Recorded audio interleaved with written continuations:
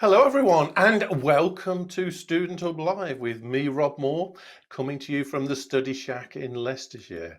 And we've got a lovely show for you today, and we've got some friends of mine that are coming in to talk about studying with limited access.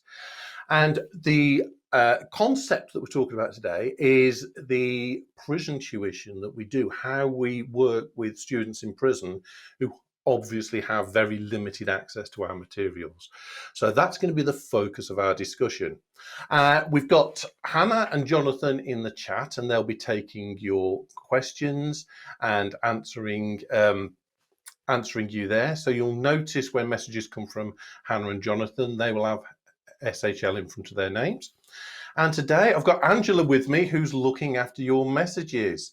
So good morning, Angela. And who have we got joining us today? So, of course, our chat room is not as busy as it would usually be because this is a very special program for students who have restricted access. So, they may be studying whilst posted overseas with the armed forces, while studying from prison, while studying from hospital, or maybe backpacking. So, if you are backpacking on the other side of the world and you have managed to find some internet access, then jump into the chat and watch the show live. We have Melissa, in fact, joining us from her holidays in Skegness, and she's managed to find some internet access on her holiday. Alex is in the chat, Kat and Zoe are in there.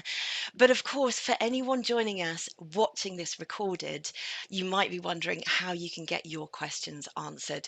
And so please feel free to email them after the show on sise-general@open.ac.uk. So you can still ask questions, but we'll be taking them live from the chat room and by email for you guys who have restricted access.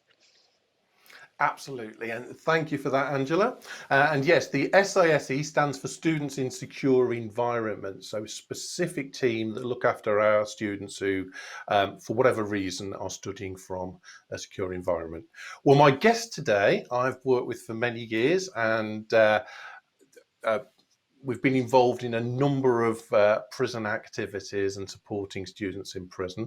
So I'd like to welcome Sean, Robert and Stephen. It's great to have you with me today, and I'm looking forward to having our chat. We're going to start off, and I've got a question for you, Sean. Uh, what are the main challenges that students face when they can't get regular internet access, or if they just don't have any internet at all? So what challenges do they face? Yeah, there's a couple really. I think the first of them is institutionally. There's a bit of a Hmm. conflict at the OU between what is sometimes called widening participation, and this is the idea of trying to be as inclusive as possible and to offer open university study to anybody who is interested in studying with us. The problem with that is that there's also a continual drive for modules to go online for a variety of different reasons. And sometimes we can have students who just don't have internet access. So that institutional decision making can have a massive impact on someone's overall experience. The other thing is that the OU offers hundreds of modules, dozens and dozens of degree pathways, and a significant number of these are not available offline. So I suppose those two things they're kind of part of the same process really, and I suppose it's feeling that the syllabus is quite limited. So that's institutionally.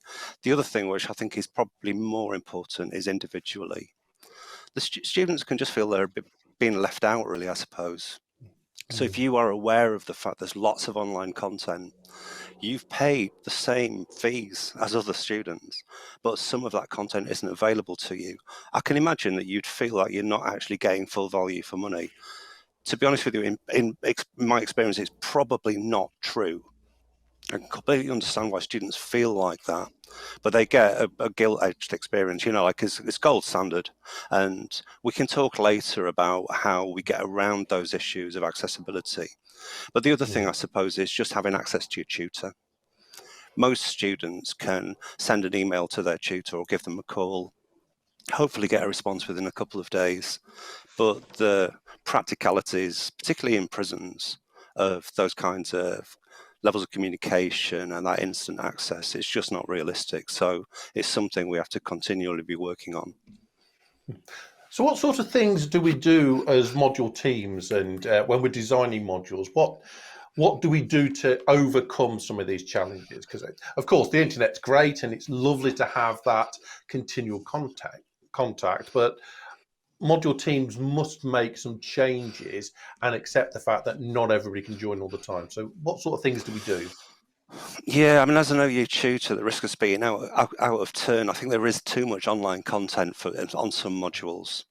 So what module teams do is they work out what you absolutely have to have access to in order to succeed and get an excellent grade in your final module feedback.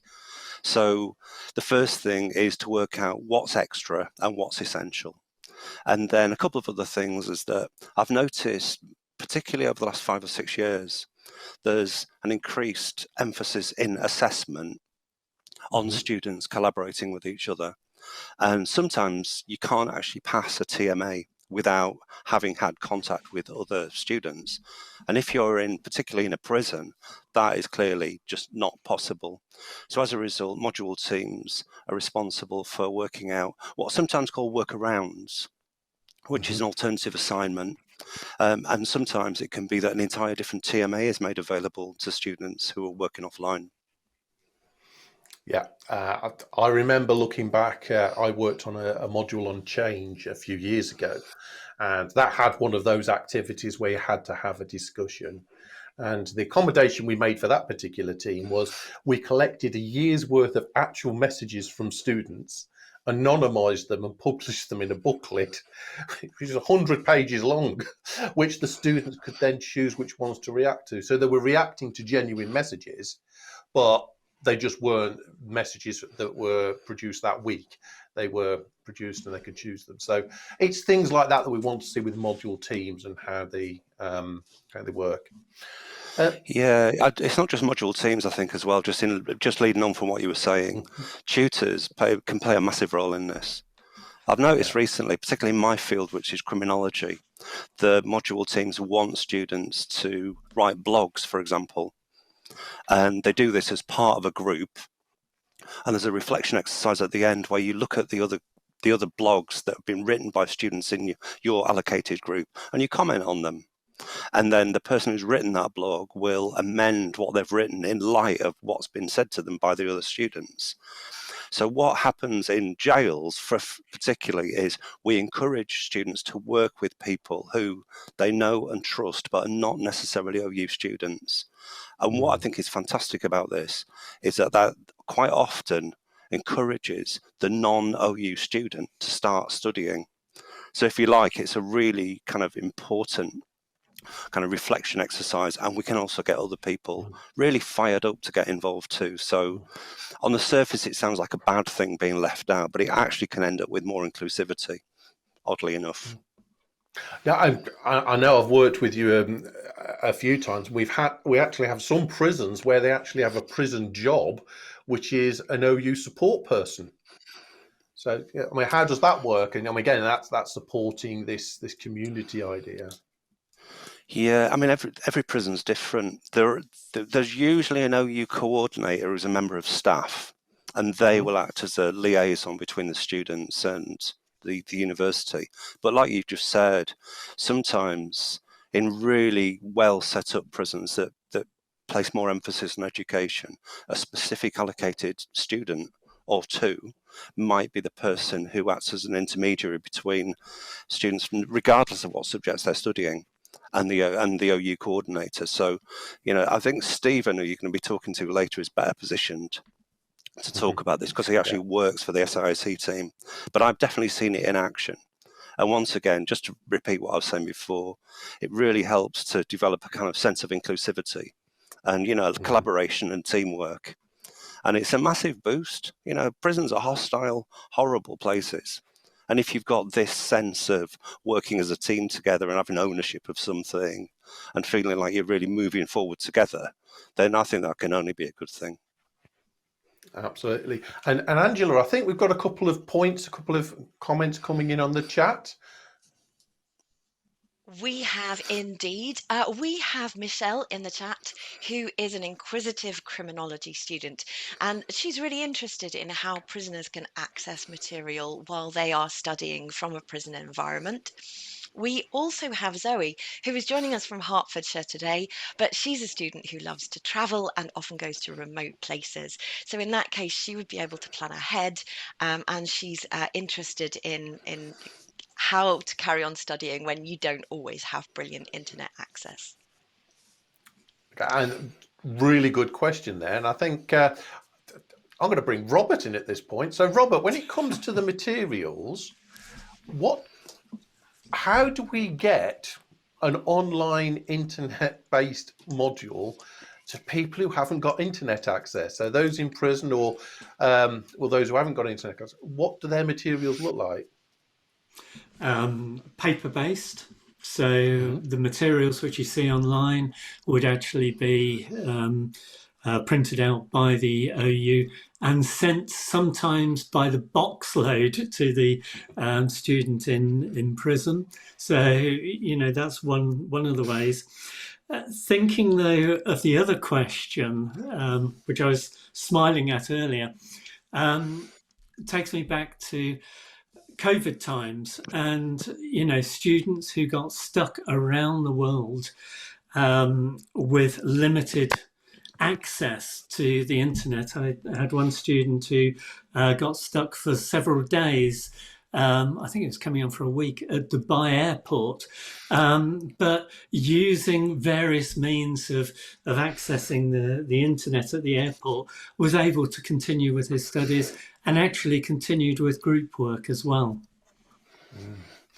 And these materials, I'm not sure if all students are aware of this, but the materials we send out to our prison students are available to all students. They're available in the download section of your module website, and you can actually print off the internet resources in Word or PDF format as well. And that is those resources are produced for those students who can't access the internet. If you're going away and if you're going backpacking or you're traveling, as long as you can download the resources to a mobile device or a computer, you can take them with you. And yes, you can't have the messaging function, but all of the content is there and available for you to use. What about the assignments then? So, sure, how do the assignments work for prisoners? Because they don't have access to Student Home, they don't have access to the ETMA system. So how do they get around those aspects? So the questions that most students, particularly second and third years, would download from the module website, they're provided on paper.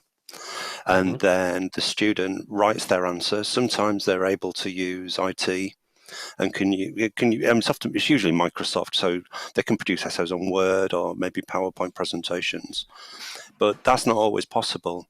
So there is the option to handwrite assignments and actually post them in kind of as it used to be when I first started working for the OU, when dinosaurs roamed the earth. So I'll give you an example of this. I once had a really high-flying student who was in a maximum security prison, got caught up in this thing that I'm convinced wasn't his responsibility, or he wasn't responsible for, and found himself in the segregation unit. And he was in there for almost the entire duration of the final assignment and the EMA, and he hand wrote it, gave it to the OU coordinator who posted it to me, and the work was of such a high standard that I have nothing but respect for people who work under those conditions. Absolutely, and as we all experienced during COVID,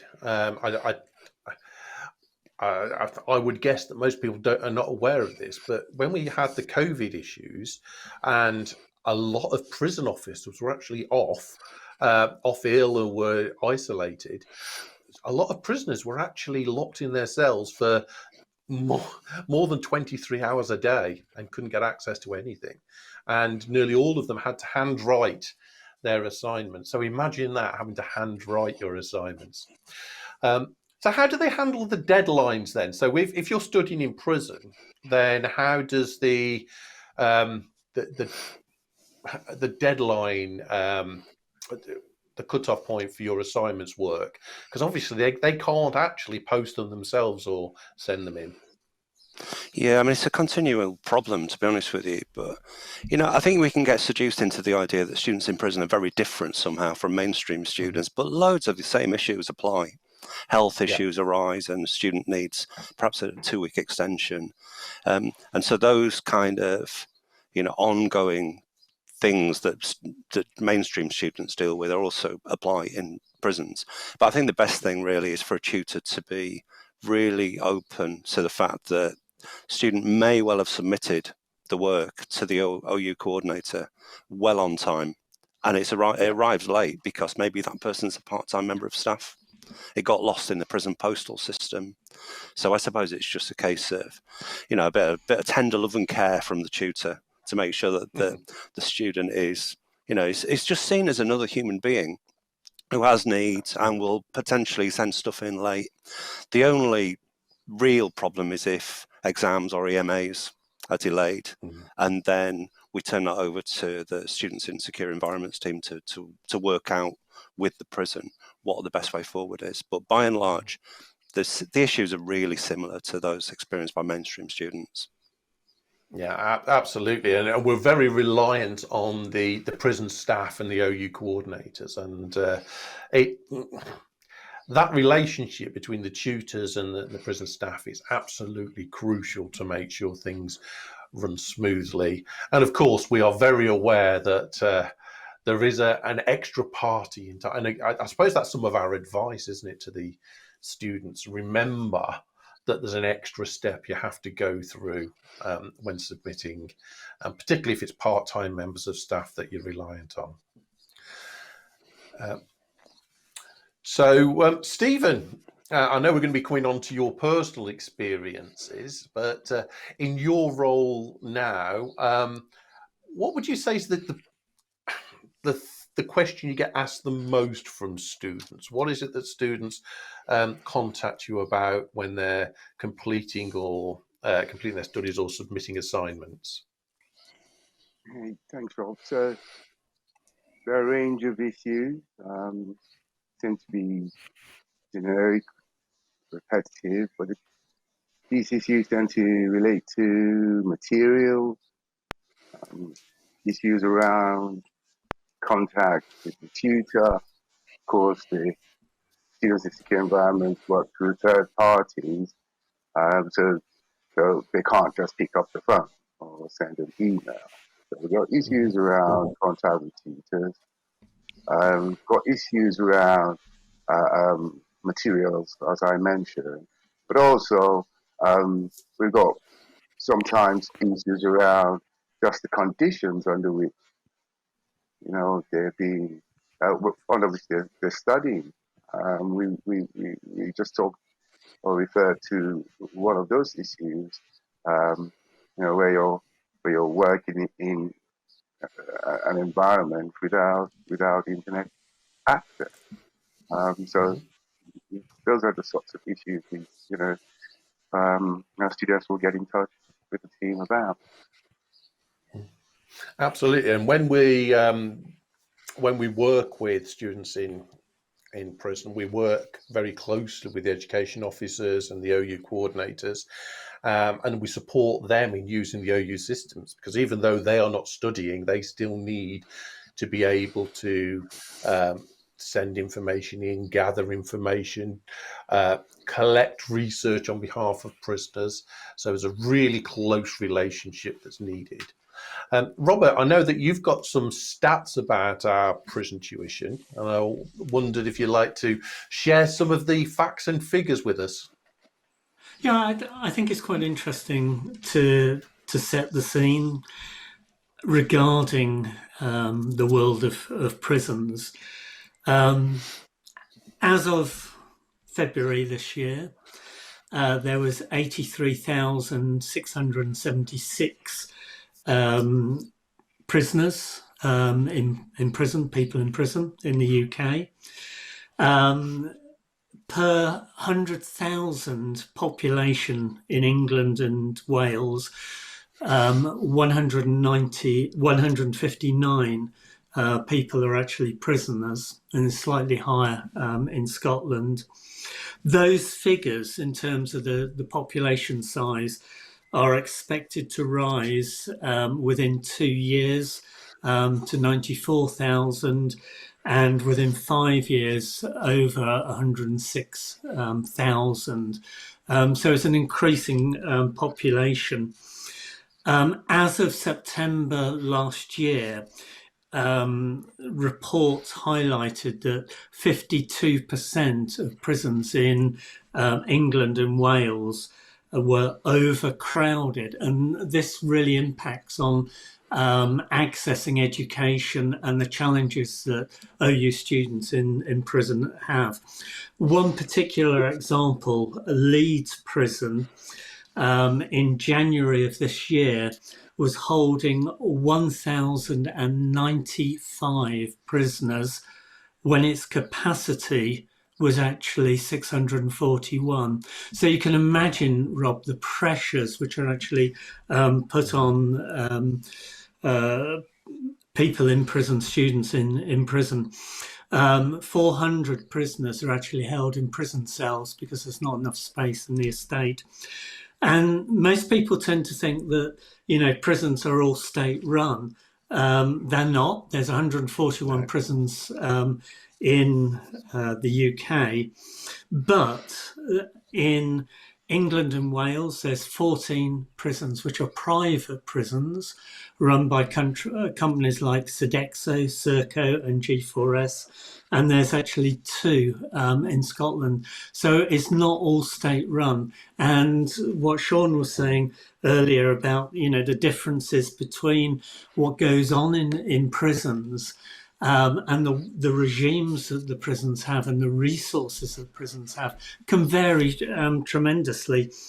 There was an inspection in 2020 looking at 32 prisons, and out of that 32 prisons, none were rated as outstanding from an education point of view, 9 were rated as good, and 19 were rated as requiring improvement, and 4 were considered as inadequate.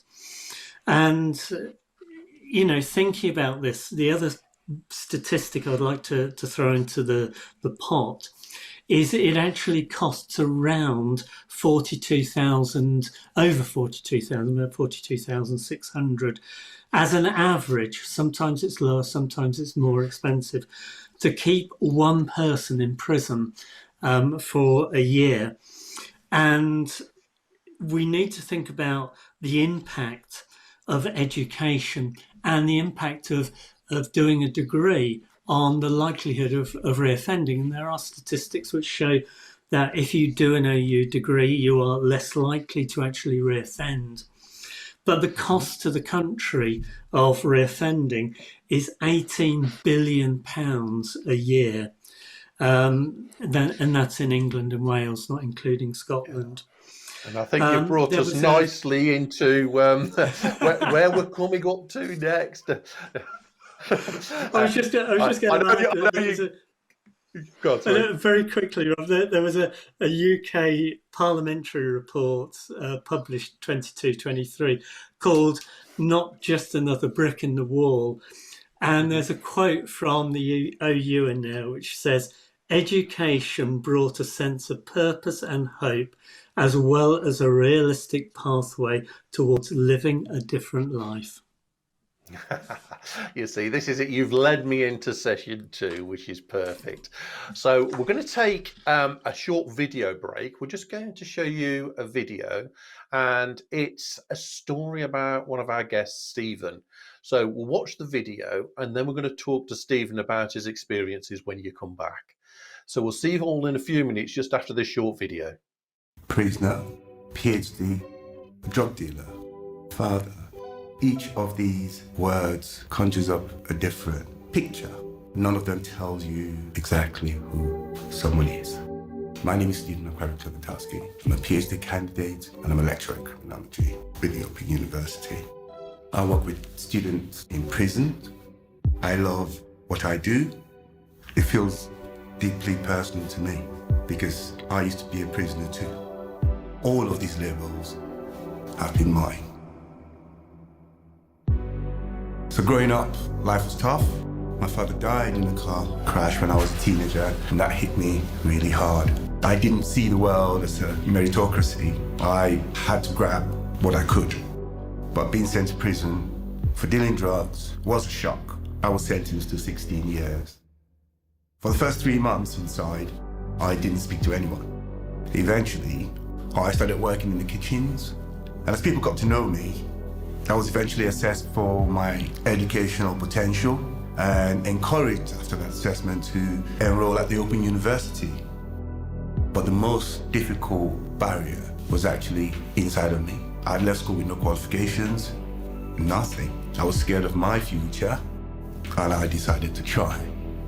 My day job, working in the kitchens and the servery, meant that I had to study at night, so I had to study in the toilet while my cellmate snored. So when I finished my first module, it gave me hope and it gave me something I could focus on. There was no going back now. Other prisoners and guards kept asking me why I was wasting my time. Studying wouldn't matter with my criminal record. I thought I was changing. I discovered I loved learning, and that was enough to keep me going. I served 8 years of my 16-year sentence. By the time I left prison, I had completed my first degree. I had also completed 2 further degrees at master's level. So after I was released, I got a job working with students in prisons, not in spite of who I was, but because of it. It's hard to describe how I felt the first time I went back to prison as a lecturer, and the governor come down and shook my hand. What I want people to know is that I'm not different or special. Anybody can do this. Almost half of all prisoners have left school without achieving any formal qualification. I know how that feels, and it had a massive impact on my confidence. But that does not mean that you're not able to learn. Everyone has the potential and the power to change. I've seen it and I've lived it. It was Winston Churchill who said, "There is treasure if you can only find it in the heart of every man." What do we want from our prisons? Is the primary goal of prisons to punish or to help find a different path? The policy isn't coherent, you see. Research shows that education does reduce reoffending. It allows former prisoners to make different choices. So when I sit with prisoners, I say to them, I was in your shoes, but I am now released, outside, got a good job, got a good life, I'm with my family. Had I met somebody like me when I was younger, things might have been very different. No one believed in me. I didn't believe in myself either. It's taken 2 decades to get here, and this is only the beginning. The word prisoner is just a label. I found freedom within my own mind. You need to remember that you have the capacity to learn, you have the capacity to change your life. There is treasure within each and every one of us.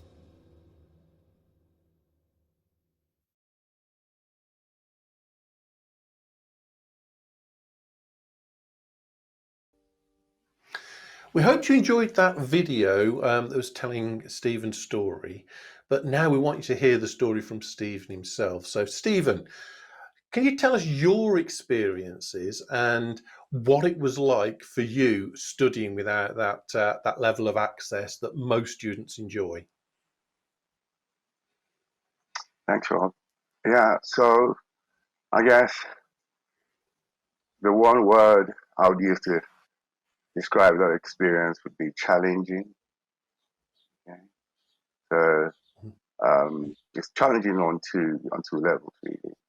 The first is literally not having access, uh, because obviously that's that sets you up a huge disadvantage.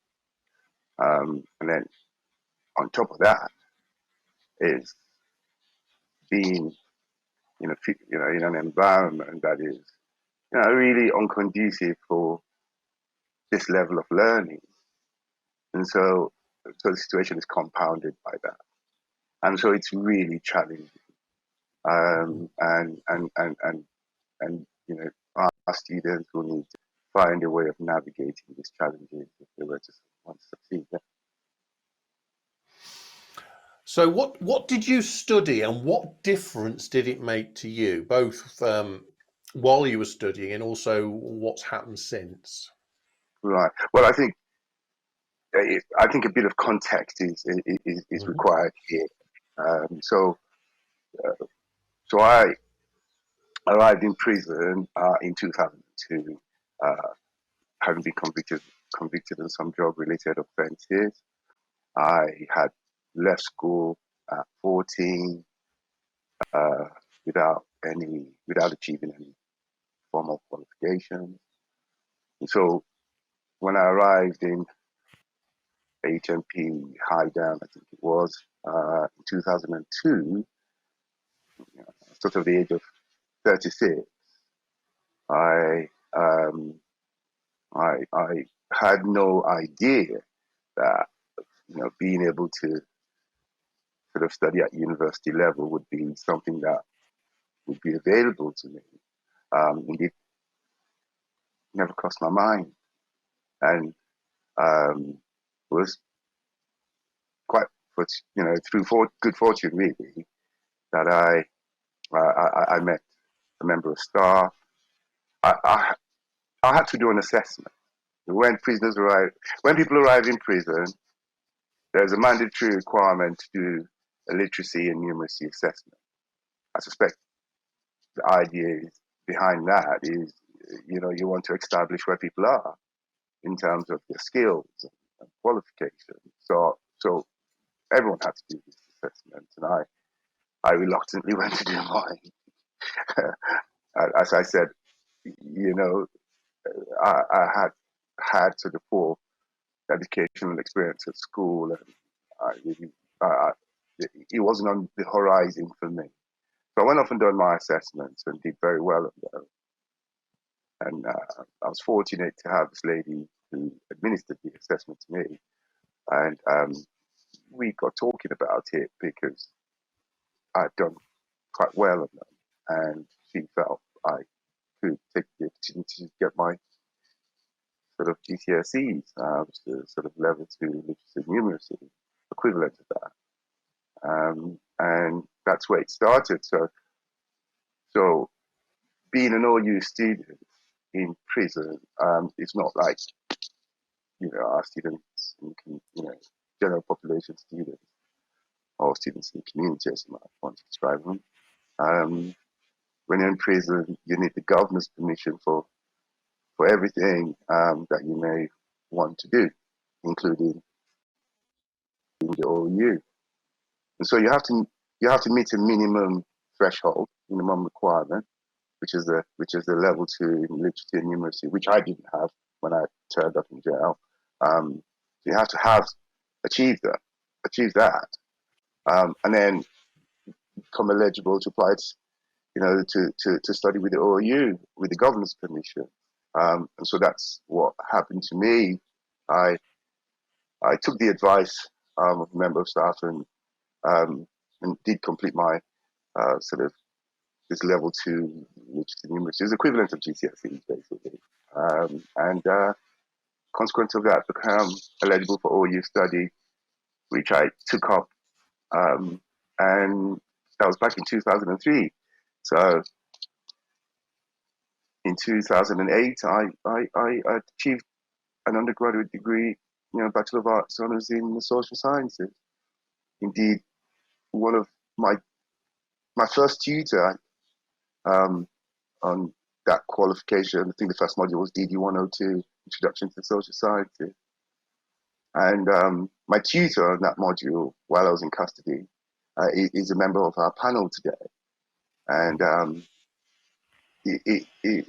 so that set me on my way, and I gained that degree in 2008, and then I sort of went on and gained 2 further degrees at top postgraduate level, at master's level, within the 2 years prior to my release in 2010.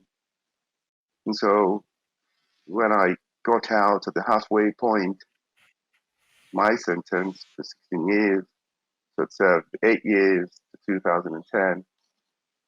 I got the other 8 years in community. And when I emerged from custody with these 3 university level qualifications, they sort of provided basic foundation for who I am and what I do today. And what is your role today? That's a good question. So I've got a number of hats that I have on. Primarily, my full-time job is as a regional manager for this dedicated team we refer to as Students in Secure Environments team. We are responsible for managing the relationship between the university and prison establishments and our students, all being to help provide as best quality of study experience as one could possibly, in what are really difficult circumstances. So that's what the team does. And I think it's fantastic you've taken your unique experience. Well, I say unique. There are quite a few students who actually have to say a similar experience through prison, but you've taken your experiences and you've turned it into something that is so valuable in supporting others that want to achieve the same thing. And of course, I think it's great that Sean was training up his replacement quite early on. I think Yeah. Angela's got some. Oh, sorry, carry on. Oh no, I Before was we just go. going. No. Well, just very quickly. So it is indeed. There is a sort of intersection, a kind of a range of experiences that I have that are now playing out and impacting on the work that I do. So, so for example, yes, I'm a regional manager with this team, as I just said, but I'm also an associate lecturer. I'm a criminologist. I'm training to be one. So I'm in the final stages of my PhD. I have my board next May. But I'm a lecturer, and I tutor on DD 105 and 212. And these experiences means that I've had that experience of studying without access, internet access, but it really has not prevented me from going on and making that progress in my academic career. And I think that really is the important point to draw attention to. The fact that not having that access is not of itself prohibitive, if you see what I mean. There's support that sort of goes to compensate for that lack of access. And I think your story is the perfect illustration of the open element of the Open University, the fact that we really can welcome people, whatever the background, whatever their circumstances, there are ways to support and succeed. So, Angela, we've got some questions, some comments in the chat. Would you like to let us know what people are talking about? Indeed. Magdalena found Stephen's story incredibly strong. Sarah commented on how powerful and inspirational she found it. Earlier on, Natalie had asked in the chat about the video and audio aspects of course and how students in a secure environment access those. Hannah replied in the chat to say that they are sent CDs where they can access them, but sometimes they're just transcripts. But it'd be really interesting to hear Stephen's experiences of studying in a secure environment and how he got access to the materials that he needed. So, Stephen, how did you manage to access the videos and audios? Were they sent on disc, or were there other options that you had? Well, it's difficult. Just let's have it right. It's difficult.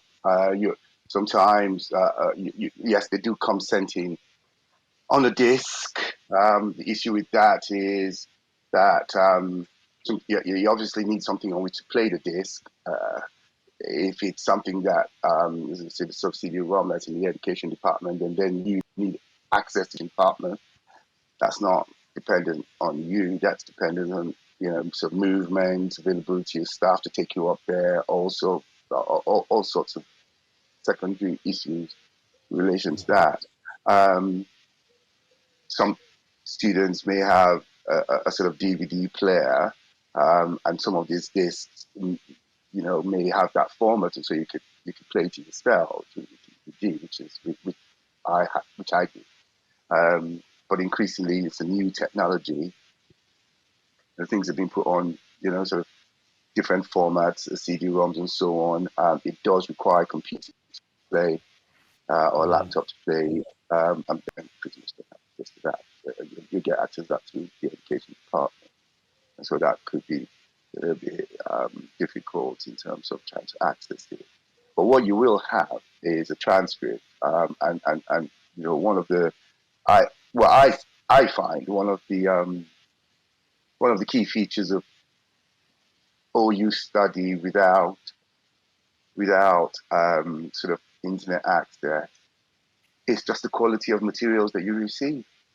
I think that the materials are phenomenal. They're engaging, and especially for students who may be isolated. Let's say, they're isolated. You're looking forward to this materials arriving. You can engage with them, and you get them, and the quality is fantastic. I think that's another point to take away. Absolutely. And Robert mentioned earlier that different prisons have got different rules and different levels of access. But in some prisons, we have something called Virtual Campus, which is a closed version of the OU website with selective materials on. And when the materials are there, then students, if they can get access to it, can actually watch them on the computer. But the access isn't always universal. So I'm going to come back to Robert and Sean now, because I know, being a tutor who works in with students in prison, some of my most moving stories come from working with those students. So I'll come to you first, Sean. What's your, when I say favourite, Anna, what's your most memorable story from working with students in prison? Well, there's a couple, but the one that's right at the forefront of my mind now is Stephen. I started working in prison in 1999. And like a lot of people, I had really strong attitudes and opinions about prison. And then I realised within about half an hour that they were all wrong. So as a result, since then, I've become a real advocate for education in prisons. Mm-hmm. And I suppose the question, even though we're talking about the OU, the question really here is, what is prison for? And it strikes me that if one of the outcomes, as Robert was saying, of OU study is that people just stop committing crimes, then that's got to be a good thing. And meeting Stephen in 2004 and having the good fortune of being his first tutor was amazing. So I'm confronted by this articulate, intelligent young man, made some mistakes, and he's paying for those mistakes, but he's trying to turn his life around.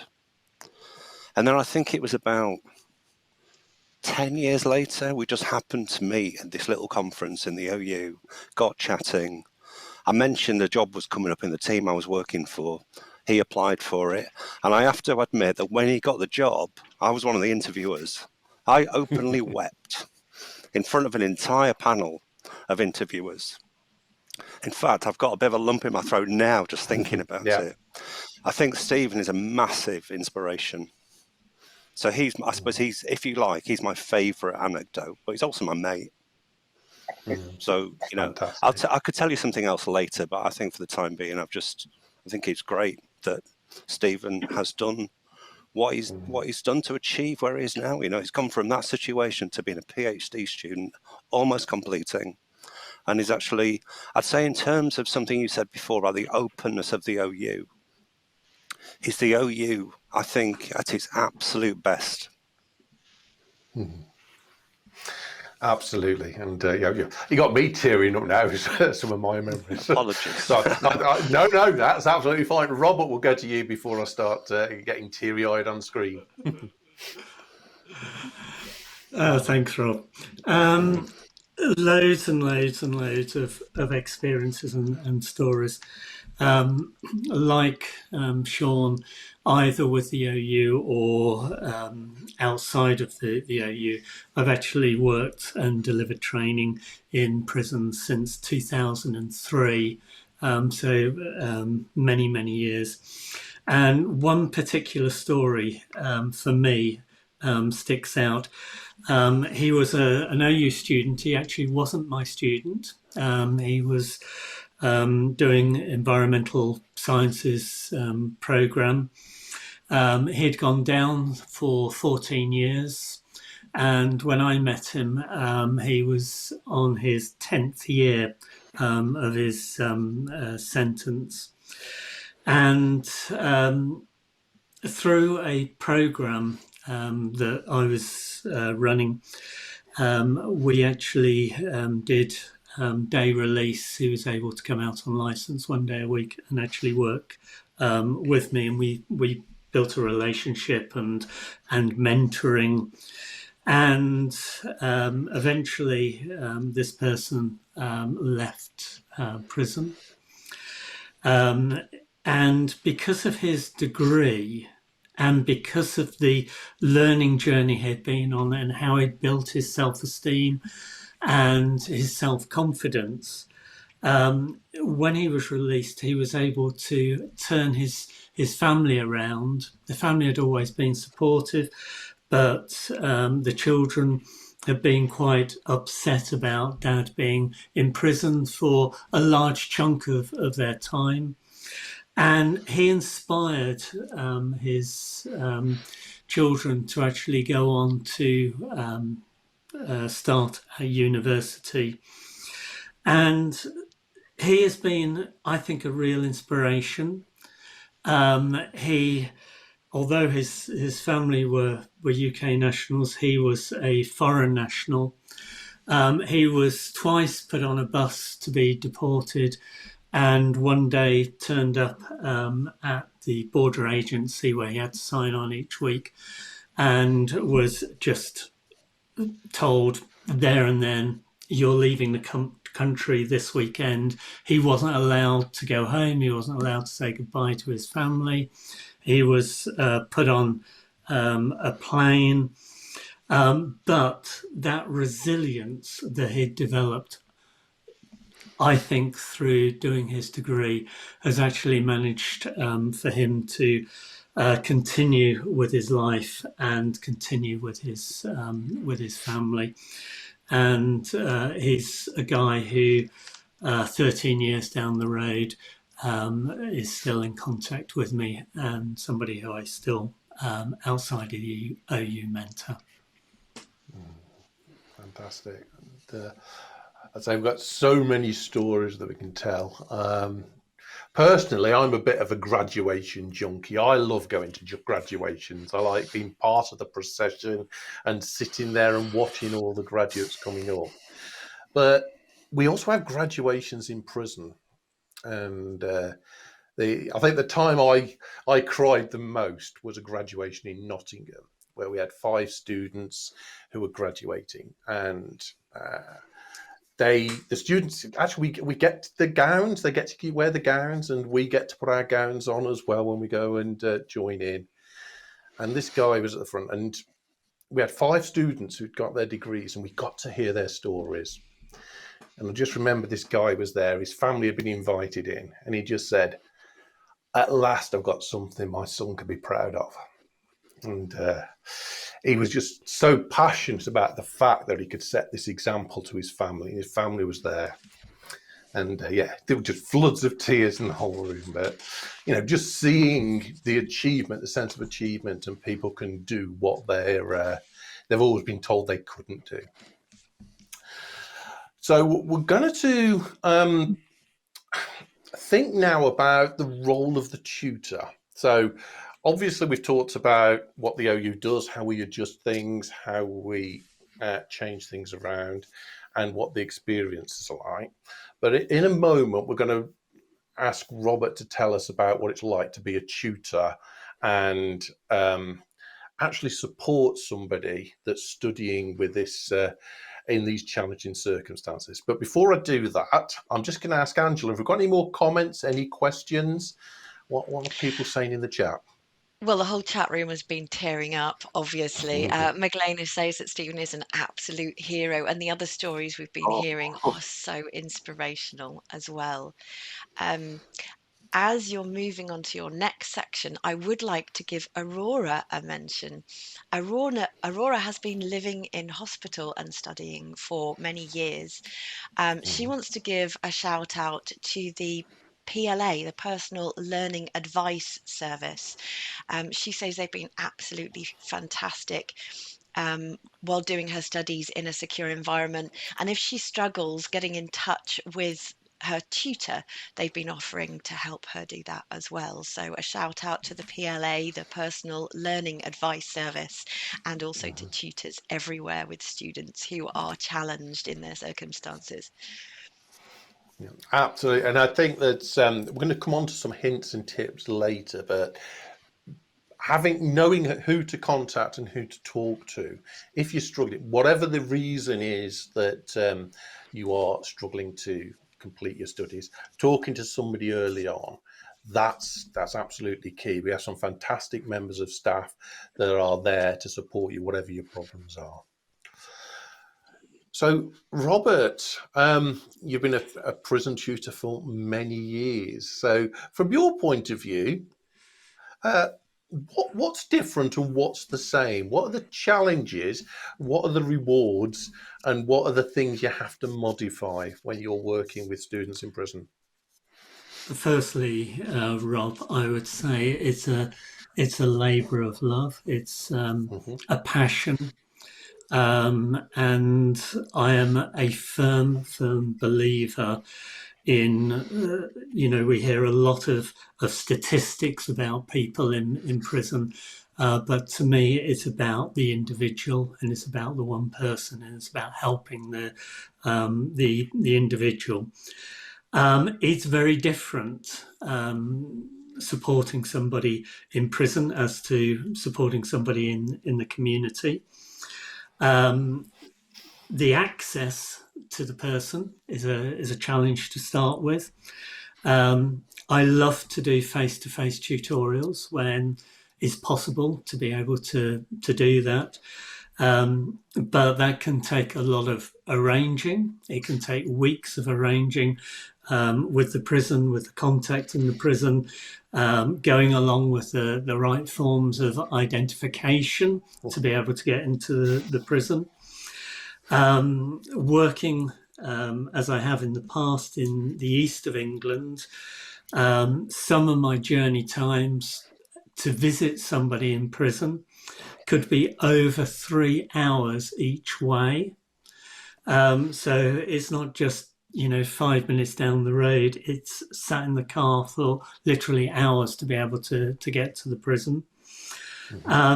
Prisons are unique environments, as Sean and Stephen well know, and you never know from moment to moment what is actually going on.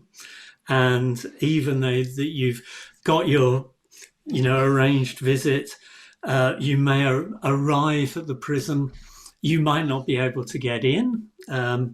A little story of a prison. I'd driven for over 3 hours to get there, to be told by the gate that I'd have to wait at least another half an hour, maybe an hour at the gate, because they couldn't get the door open into the prison. Arriving at a prison, starting a tutorial with a student, to then be told after 10 minutes that we had to finish because the prison was going into lockdown. So all sorts of challenges like that. Yes, sometimes you have a very nice room to be able to do your tutorial with your students in.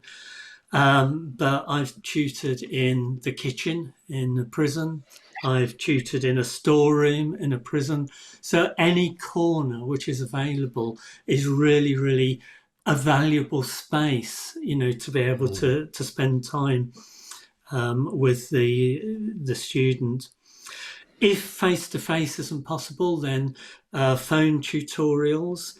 Again, these take a while to organise. Sometimes you need a special code to be able to ring in. It's always a monitored call that you have. Very often the student is sat on somebody else's desk listening to the conversation. Very often the phone calls, and as you well know, Rob, I like to talk. I can talk for forever. But, it might be that you've only got a 15-minute call, you've got a 20-minute call. And if you're trying to talk about a whole block of learning, talking about the feedback on the TMAs, it can be very, very challenging to be able to do that. From my point of view as a tutor, it is incredibly rewarding to be able to help somebody to be able to overcome those barriers and those challenges. And the feedback that I've always had, and I'm sure Stephen would agree with me on this, but for the student, it's that access to the outside world.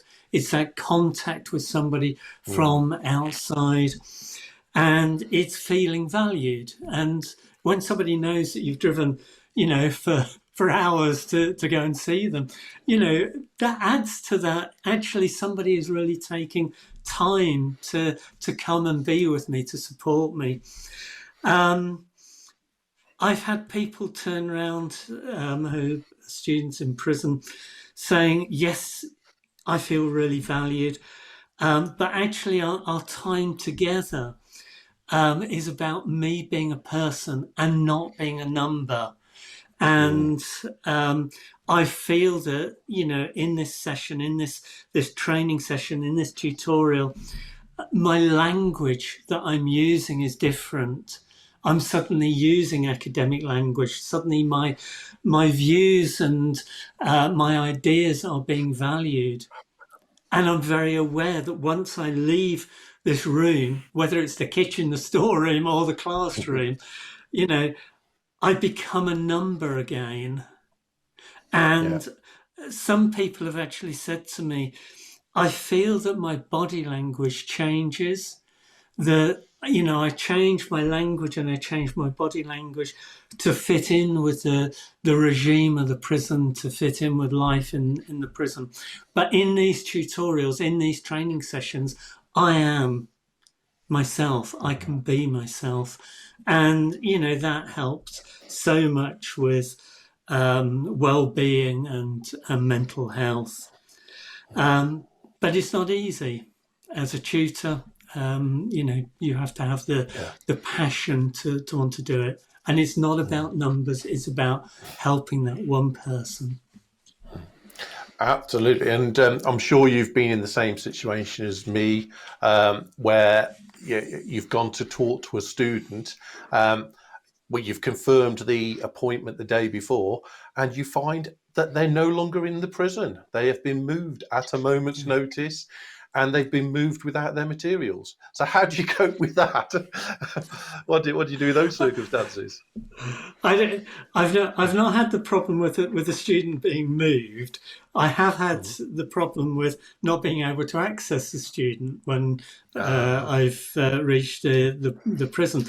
But I've had on many occasions, Rob, the challenge where a student has moved, or a student has been referred on to me as a tutor, having moved from one prison to another, and their learning materials are lost, their books, their work is lost, their TMAs are lost. They have submitted a TMA in one prison, but actually it's never gone anywhere because they've left the system.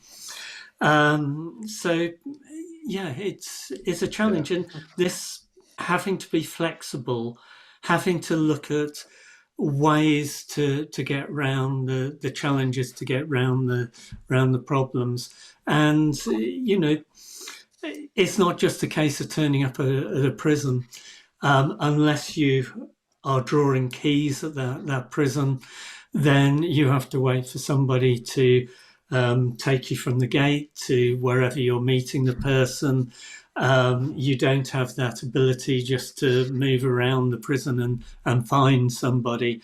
So your own, you are restricted yourself in your movement and what you can do, and of course the materials that you can take in. Everything has to go through security, and everything that you take in has to be checked. And this, of course, Stephen was talking about some of the challenges to doing learning in prison. I was in a prison doing some work. I won't say which prison, but the OU coordinator came up to me in great frustration, saying, "Robert, I have a student who's doing a literature degree, and their book has been banned by the prison security." Yeah. And I said, "What on earth is it that they're reading, that's being banned?" And it was Madame Bovary, which was actually printed in 1856. This wasn't a racy modern day novel. It was, something from 1856. Absolutely, and you have to think about these things. I remember my very first prison student, and unusually, this particular student had some limited internet access and could do some research. And the module was a case study about Manchester Airport and all the different arrangements there. And this particular student suddenly had all of his privileges restricted and all of his items confiscated. And when we dug into it, because he was researching Manchester Airport and the security arrangements, they thought he was planning a prison break and he was just doing his TMA. And it was, we just hadn't considered it. And so we have to be very careful what we actually have and what we get sent through. I've got one of my anecdotes about access as well. I once got locked up in maximum security. I'd gone to visit a student, and as you say, we could end up anywhere with the tutorial. And in this case, we were actually on the wing, in one of the small offices along from the bedrooms. And the prison officer had taken me in and left me there. And because my watch was a smart watch, I wasn't allowed to take it in, so I didn't have anything to tell the time. And it got to a point where I thought I'd been there a long time. And it turns out I've been there for 4 hours. And I walked up to a prison guard and said, "Oh, excuse me, I don't think I'm supposed to be here any longer than this." Basically, what had happened is the prison officer who'd taken me in had managed to catch a hand in one of the very heavy metal doors and was taken to hospital with suspected broken hand, but didn't tell anybody I was there. And I was just left abandoned in maximum security. They did let me out eventually, but again, it was quite a disconcerting experience. I have a similar experience to share with you. Yeah, I have not been locked up, but I was doing some work in a prison, which again will remain nameless. And when I came to leave, and the head of education was taking me out, she said, "Robert, I'm really hate to ask this, but the head of security would really be interested in having a little chat with you." So I went and I had this chat with the head of security, and we spoke generally about, this and that and what I did. And when I got outside the gate, the head of education turned to me and said, "I'm really so sorry, Robert, because you've done work in other prisons, there seemed to be a crossed wire, and they actually thought that you were a prisoner, and they had to try and verify that you weren't trying to escape from the prison. Oh, but it's great. So, Angela, have we got any more comment, any questions before we carry on with the chat and get some more stories? We because you've just been sharing some humorous stories. Rafa said, "Poor Rob for getting locked in," but I said that I suspected, Rob, had you been in there for any particular period of time, you'd have got at least 5 new students signed up. Absolutely. We've had lots of questions about the value of studying to the individual and to the people around them, and overcoming the challenges of doing that in a secure environment. I've had a question to say, is there a step-by-step in terms of who to contact first in case you are currently studying with the OU and you find out you're about to have limited or no access to the internet? So what should you do to put things in place if you know that you're going to be without the internet for a while, or that it might be flaky access? Okay, well, I'll talk generally from the Open University point of view, and then I'll pass on to Stephen for a specific advice if you've suddenly found out you're going to be studying from prison. So, the top tip I would give people is talk to your tutor early. As soon as you know, talk to your tutor. So, the example I would give is a young lady who went on a honeymoon. She was on a module with me this year. She was on a honeymoon for 3 weeks, and that happened to coincide directly with a collaborative activity that was the essential part of the module. So her old assignment was based on this piece of work where she needed to collaborate with others. Fortunately, we had an alternative activity which can be studied if you haven't got access, and we were able to give her that option so she could complete it before she went on honeymoon and didn't miss out on those marks. Now, I just want to be very clear, these are not, you can't just opt to do the alternative version. It's not you choose one or choose the other. You have to demonstrate and justify why you need that. But I was able to talk to the module team. We looked at the situation very sympathetically, and we were able to allow her to do the alternative activity, and she completed the module very well. And I think that's the same. If you ever find yourself in a situation where you're going to lose access for an extended period of time, your tutor's the first person to talk to. They can then advise you on the options and then put you either in touch with the module team or with the student support team. And it's rare that we don't find a solution. Sometimes a solution is actually to say, you know what, let's pause at this point and let's defer the module and pick it up again later. Sometimes that's the advice that we give, but quite often there are other solutions that we can come up with. Yes, Angela. So that covers the learning materials and the Yeah. access to the learning materials. And actually, we've had some great advice about that today, earlier on in the show, particularly from Stephen as well, who has actually done it himself. But if you are planning this limited access because you're traveling or you're being posted somewhere, Mhm. how do you plan for the lack of interaction that you've been used to? So things like your forums and your face-to-face, not your face-to-face tutorials, but your online tutorials, and the support you've been used to getting online whenever you've needed it. Is there anything you can put in place to be a safety net for yourself? Yeah, it's a difficult one to answer generally because every situation's different.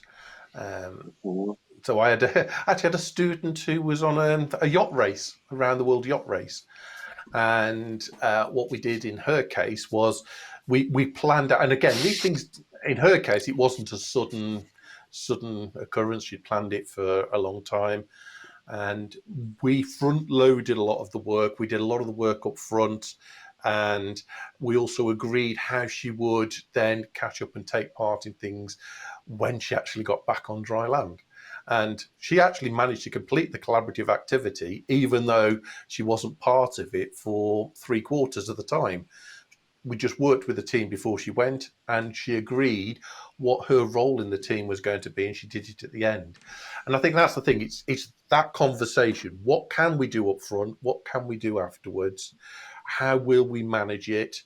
How will we bring extensions in that are needed? And yeah, everyone is slightly different. I suppose one of my very early stories, this will tell you how far it goes back. This was during the Iraq War. I had a phone call from a student who wanted a conversation, and this student was called David, and he said, "Rob, can you tell me about? I'm just doing my TMA. Can you tell me about this?" And he was whispering, and I said, "But yeah, of course, David." And we had a chat. I says, "Can you speak up a little bit though, because I can't quite hear what you're saying. Can you speak a bit louder?" And he says, "Not really. I'm in a foxhole on the front line, so I don't want them to hear me." So he was actually calling me from the front line. Again, the armed forces have some real challenges with contact because they can lose contact back home at a moment's notice. I But think one of if the some, things that's oh, come go on. through so strongly is the amount of resilience and strength and motivation that students have when they are studying in challenged Definitely. situations. We've heard some incredible stories today. The chat room really has been tearing up. Yeah. And I think Robert talked about the labour of love, and it's whether your students are in prison, whether they are in the armed forces, whether they're overseas and losing. You know, we don't have favourite students, but you have a certain respect for students that study when the things are against them, when it's a challenge, and you really do go the extra mile in those circumstances. So, Stephen, just to come back to you quickly on that one, if somebody is studying with the OU and unfortunately finds out that that they may be sent to prison, what would you advise them to do? Who would you advise them to contact and talk to? So if the dean, if unfortunately they're looking to be incarcerated or going into a prison, then it would be the students in secure environments team. I would recommend they have a conversation with. I think we did share an email contact for my team. So I think getting in touch with them as early on as possible, and letting us know that this is likely to happen. Unfortunately, there isn't much that the team can actually do. I mean, we can give advice, of course, but there isn't much we can actually do until the student actually finds themselves behind the prison walls. And again, it would further depend on their circumstances. So prisoners who are on remand awaiting their trials, for example, not being convicted of any offence as yet, well, they can't access OU study at that point. It's a prison rule, and it's a rule that the university has had to accept. It's come from the Ministry of Justice, so we've got to go along with it. But prisoners on remand are unable to start their OU studies. You need to be a convicted prisoner with at least 6 months before you can sort of run a module. So it would then depend, if you found yourself that this was something that might happen. It will depend on the context in which it does happen. And if you arrive in prison as a remand prisoner, then you'll need to wait for the outcome of your trial and all of that. But if you arrive as someone who, for example, someone who might have been convicted of an offence, released on license in the community, and being called back into custody, then it's more likely that you can simply pick up the studies from where you left off. But your team would be the right team to tell you what your options are, what to consider. Excellent. So I'm going to move on to the story. I love the story. So I'm going to come back to you, Sean. I'm going to ask you for another of your favourite stories. But also, while you're going through your story, if you can give some tips, what tips would you give to a student who is studying and they haven't got the access? So somebody who's studying in prison, what would be your top 1 or 2 tips that you would give them? Yeah, I suppose it will come out of the anecdote, to be honest with you. That degree ceremony you mentioned before, where there were 5 students getting their certificates, included one chap who just finished his master's. I met him a few years before in a completely different set of circumstances for him to be given his undergraduate degree. And the ceremony took place in what I can only describe as a broom cupboard. It was me, one member of staff, one prison officer and the student. And then suddenly there we were 3-4 years later with him being in this different environment, massive hall, getting on for 100 guests. The prison governor turned up and it was this joyous occasion you mentioned before. I started talking to him afterwards and he introduced me to his dad. Turns out this chap was who had been serving this sentence and got these 2 degrees. He was the first person in his family to study anything after the age of 14. And here he was getting his master's. And he'd been a massive inspiration because both of his sisters had subsequently enrolled with the OU. And this was, like, you can imagine, a massive life-changing event for all of them. And what I thought was absolutely fantastic, it was his daughter, who at the time was 18, going on 19, had just enrolled at a campus-based university. So she was the very first member of the family who went off to do higher education, but in person at a brick university. And I just thought, what an inspirational story this is. And this chap, he manifested what I'd think is the most important thing. So the tip I'd give to anybody in difficult circumstances, on active service, travelling abroad, for example, in a hospital, or in this case in a prison, is just stick with it and be resilient and be your own advocate and be aware of the fact that even though you are studying in isolation, as lots and lots of students are, whether they're inside prisons or they're in the community, you are actually studying for something that is really, really important, that can ultimately, to be honest with you, have an inspirational kind of impact on loads of people around you. So I suppose that's just a long ramble, really. I'd say stick with it and don't be put off. Be your own advocate. Yeah, and I think you're right. I think we can't fail to be impressed by the tenacity of some of the students and the way that they overcome challenges that we would really struggle to do. So, absolutely agree.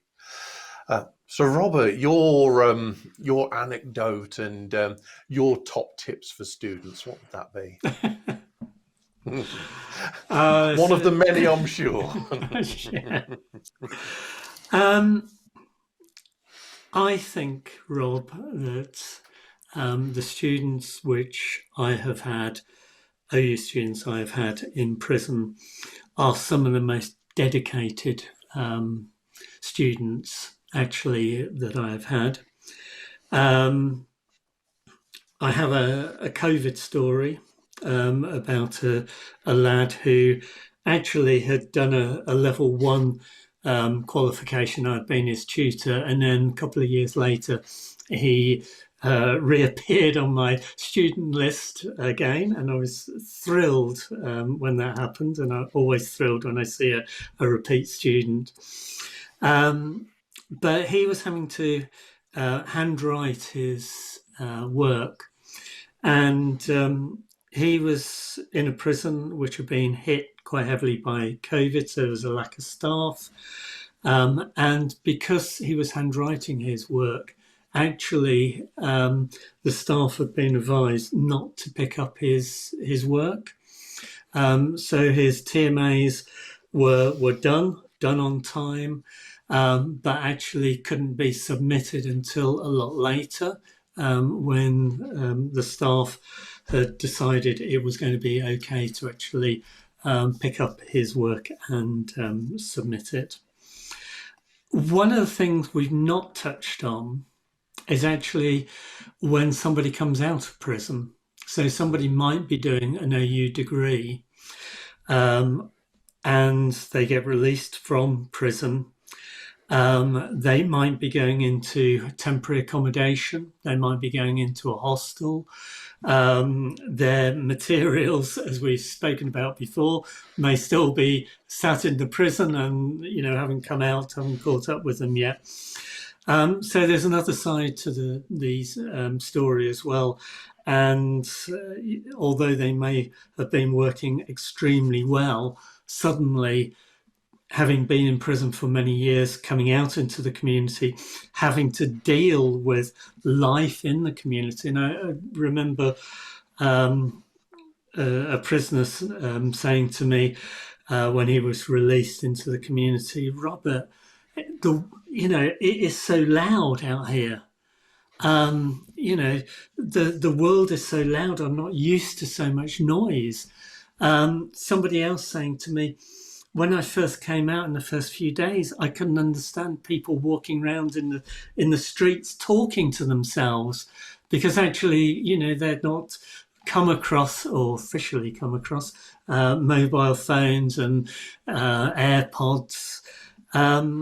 So these things are all challenges which people have. I had a student who's been in prison for many years, who became very aware when they came out of prison how it had impacted on their eyesight, and how they were used to looking at things fairly close up, but walking down the street and being able to see the distance suddenly, was a challenge for them. People coming out of prison then having the challenges of signing on with the job centre, finding accommodation. If they've got a family, rebuilding those relationships. I had an education manager who said to me, we released a guy recently, and I've had his wife on the phone asking why he sits on the bottom of the bed to eat his dinner, because that's what he's been used to doing for years and years and years. So, there are challenges for people when they come out, and those challenges will impact on their learning and their access, and will act as distractions. And we need to bear that in mind as well. Absolutely, and just getting used to the OU systems, because I had a student in prison who was released recently. He'd done the first 5 years of his degree in prison. He was out for his last module, just for his last assignment, actually. And he sat in front of the computer and didn't know how to use the system. Simply because everything, when I say was done for him, it was all presented to him, and then he gave the information to the prison officers, and they submitted everything. And we spent hours just talking through how to submit an assignment, the things that you don't expect to do at level 3. So yes, that part of getting used to the systems, getting used to it, and also there are so many things to do when they're first released. I think that's the most challenging time. So Angela, have we got any more questions? This will be the last set of questions from the chat at the moment. We haven't got any more questions, but we have had lots of people commenting on the OU's provision. Aurora said that it's not only have the OU been really helpful, but Student Hub also helps to remind her that she's a student before a service user, which is a really lovely comment. And just massive respect for all those who are studying in challenging circumstances. And just to leave you with something completely different, I'm also aware that we've got quite a few criminology students in the chat who are interested in how people study in secure environments. If everybody's modules have come to an end, if anyone's modules have come to an end, and you have just a few hours that you could spend on OpenLearn, Rosalind Crone did an amazing OpenLearn BOK a couple of years ago on the history of learning in a prison environment. It's a very moving BOK with lots of video shot from inside an old prison, including a prison library that only has one novel that you can borrow. So that's a really interesting BOK to do. But we are You aware that better a lot explain what a bot is, because I know what it is. a badged open course for those students who are studying criminology. I thought they might find that interesting. That's on OpenLearn. But of course, we are aware that a lot of people can't be in the chat room today. And so if they have any questions, if they're watching this on Catup and they do have any questions, feel free to email sise-general@open.ac.uk, because it's great if you're able to get your questions in after this show based on what you've heard from our fantastic guests today. And of course, if anybody's watching this on virtual campus from within prison, your education officer can also always send those requests on your behalf or talk to your tutor. So I just wanted to give Stephen the opportunity to end the session. So Stephen, in a couple of minutes, what would be your top tips for people who find themselves in prison thinking about studying with the OU, or they are studying? What would be your 2 or 3 top tips you would give them? Well, the first would be the need to be resilient. And very difficult in circumstances where you're stripped away of any sense of autonomy. But interestingly, within that environment, one area where there is autonomy relates to your OU studies in terms of what you can choose what you would like to study. So at least you get that back there, but you will need to be resilient and you will need to be organized.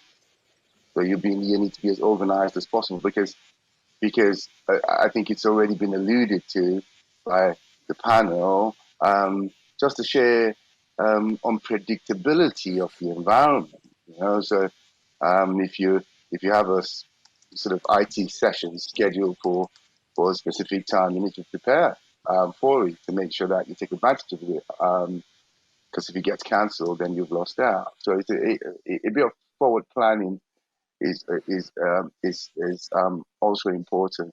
But above all, would be a good relationship with your tutor, and if you're in a prison environment, the OU coordinator in that establishment, because those are 2 key people who you really need to be alongside you if you're looking to be successful and complete your study. Yeah, I totally agree. I think that's exactly the advice I will give. So thank you for that, Stephen. And I'd just like to say thank you to my guests today. So Sean, Robert, Stephen, thank you so much for joining me. It's the first time I've actually cried in a Student Hub live session, so well done on that. But no, I've really enjoyed this chat, and it's obviously a subject that's very close to my heart, and do appreciate you spending the time with us today. Just for those of you who are watching, can I remind you to complete the feedback form? We want to know what you thought of this session. Do you want more sessions like this? What was it that you really enjoyed about the session? So please remember to fill out the feedback form. It makes a massive difference when it comes to our planning and arrangements. And just a couple of adverts. If you're interested, I'm running a session tomorrow night, one of our study sessions, on how to confidently use other people's ideas. And then we've got other live sessions coming up looking at learning from feedback, note-taking, academic communication. And the one on the 19th of July is what to do when you move up to the next level of your study. So if you're about to go from level 1 to level 2, or level 2 to level 3.